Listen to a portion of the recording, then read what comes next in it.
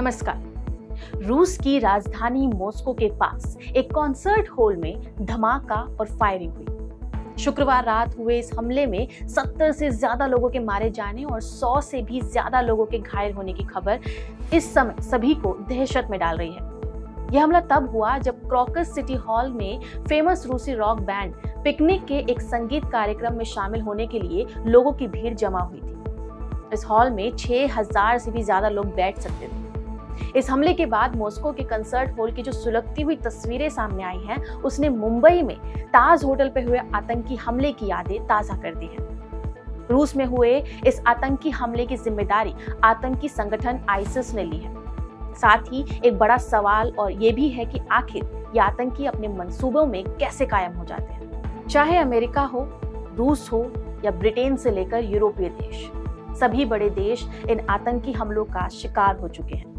आखिर क्यों नहीं इन आतंकियों पर लगाम लग पा रही है? अल-कायदा, आईसिस, लश्कर-ए-तैयबा से लेकर हिजबुल मुजाहिदीन तक बस इन आतंकी संगठनों का नाम ही बदला है।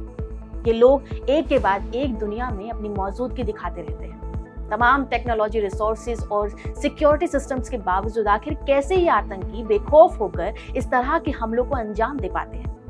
ये पहली बार नहीं है, बल्कि पिछले 2 दशक में कई हमलों ने सिक्योरिटी सिस्टम पर सवाल खड़े किए हैं। ऐसे में लोगों के मन में ये सवाल आता है कि आखिर आतंक का दर्द दे रहे इन लोगों का फाइनल इलाज क्या है?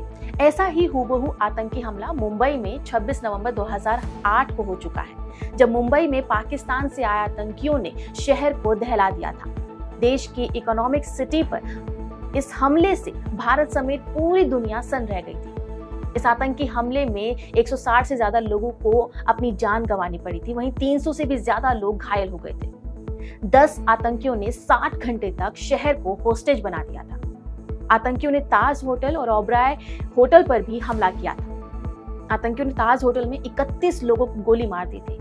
4 दिन तक चले ऑपरेशन के बाद एनएसजी ने होटल में घुसकर चारों आतंकियों को ढेर कर दिया था। पाकिस्तानी आतंकी संगठन लश्कर-ए-तैयबा ने आतंकियों के इस हमले को अंजाम दिया था। पिछले 25 सालों के दौरान मॉस्को में कई बड़े ऐसे हमले हुए हैं जिसमें सैकड़ों मासूम लोगों की जान गई है।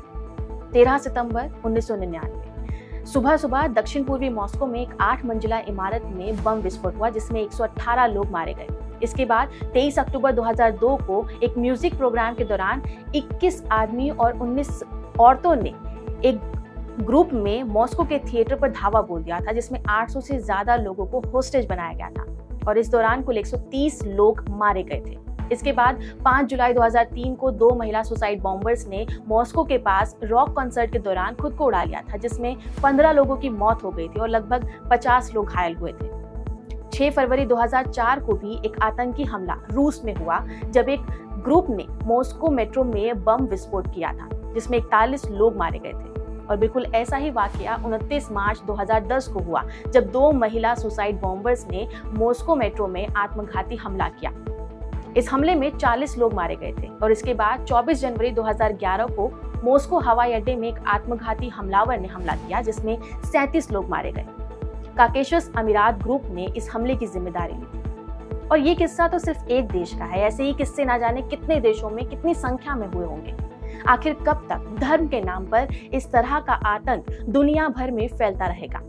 क्या कभी इस पर रोक लग पाएगी? आपका इस पर क्या कहना है, हमें कमेंट करके जरूर बताएं। नमस्कार।